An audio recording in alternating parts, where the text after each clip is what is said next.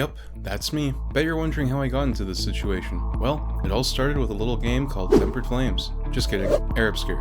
Just kidding, Heir Obscure, A Hunt in the Dark. Now, lucky for me, I still have a full-time job, so I won't starve, but I would have if all I had was my game's income. I wanted to make this video as a counter to what's called survivorship bias, which means people become most interested in the most successful games, while unsuccessful games largely become forgotten, even though there are a lot more unsuccessful games than successful ones. So there's a disproportionate but justified amount of attention given to successful games, and this attention can easily lead people to believing that reaching that level of success is a lot easier than it actually is. This shouldn't discourage you though. Towards the end of the video, I'll be talking about why it's completely fine to fail on your first game, and most importantly, how to make the most of it. So, for my actual numbers, let's get started with wishlists. Wishlists are often described as the best metric for how well your game will do at launch, but the wishlist to sales ratio varies tremendously. For example, I saw a video similar to this one where the guy had 800 wishlists at launch, but he made over $1,000, whereas I made much less than that. The rule used to be that 10% of wishlists convert week 1 and 50% of wishlists convert over the game's lifespan. This is only accurate if you have a lot of wishlists, let's say 10,000 or more, which is why hitting that threshold to get to the front page of Steam is vital. Also, keep in mind that some games with thousands of wishlists still flop, so the game's price and community excitement are huge factors deserving of their own dedicated videos. For myself, I was only at 1,300 wishlists at launch, so that was still on the very low end, nowhere near that 7,000 threshold. As for my sales, with that low conversion rate, I ended up making $250 gross revenue. When you factor in returns and taxes and stuff, you get about $200. But remember, Steam takes 30% of that, so it's even worse. The actual number is 140 US dollars. Converting into my currency, that's 180 Canadian dollars. So yeah, I'm not going to be quitting my job anytime soon. You probably want to know why my game did so poorly. I did make a whole video about why it will fail in the past, so it's not like I wasn't prepared for this or anything, but there are a few things that I want to add here. So first of all, the Steam page itself doesn't show the player anything to really get excited about. Nothing in the screenshots tells me, wow, I need to buy this game. It's clearly spooky, but that's not unique. It's clearly got some narrative elements, it probably has cutscenes, but even if the story is great, but the gameplay isn't, then I as a player won't be excited to buy the game. Some games like Firewatch and Edith Finch can sell well with just the narrative elements as their hook, but even those trailers show the player doing something unique, some interesting things. Also, consider this.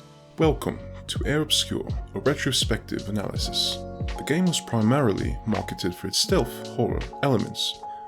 The stealth mechanics that ended up in the game are indeed competent, as you are able to move more silently on soft surfaces and are less visible in the dark. However, these elements fail in execution. The enemy in the game will react to your environment, but that's precisely the problem. There is only one enemy. The best approach to a stealth encounter is often simply to retreat as quickly as you can and get out of sight, rather than find an interesting way to move forward past the enemy's patrol paths, which is often where stealth games shine. So anyway, not only did my game not have the best hook, the only thing you could really call a hook, its stealth mechanics, weren't well used. This is an element of game design that you can only really fully grasp in hindsight and learning by doing. Theoretically, the stealth is great. In practice, the level design doesn't serve it. Compare this to the early Heir Obscure demo where there were multiple enemies patrolling the area and it was a lot more fun to navigate around them. The problem is that that game would have taken me years to make and it still wouldn't have sold very well. There's also another pretty obvious reason why my game didn't do too well, but first I did want to explain to you guys why these results are a lot more common than those huge successes and why that shouldn't discourage you. Guys like Thomas Brush, David Whaley, and Jonas Tyroller are great sources to learn from, but you have to keep in mind their context. For example, when I started Jiu-Jitsu, I was discouraged by other people joining at the same time as me or after me, but doing what seemed to me as a lot better than me. But some of these guys were black belts in other martial arts or were more athletic than me or did wrestling or went to class more often.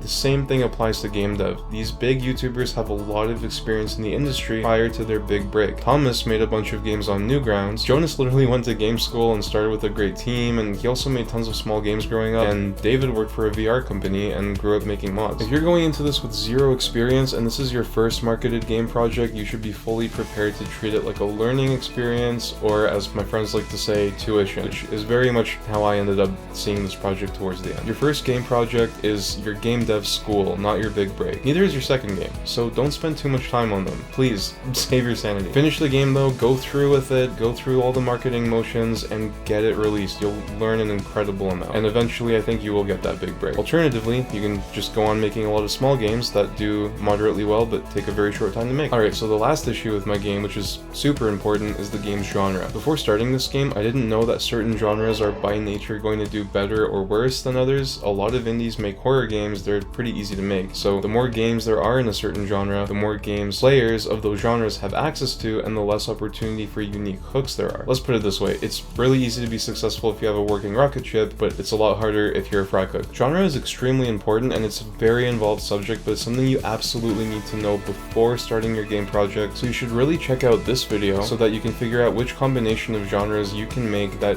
you'll enjoy and that your players will love. Thanks so much for watching, and God bless.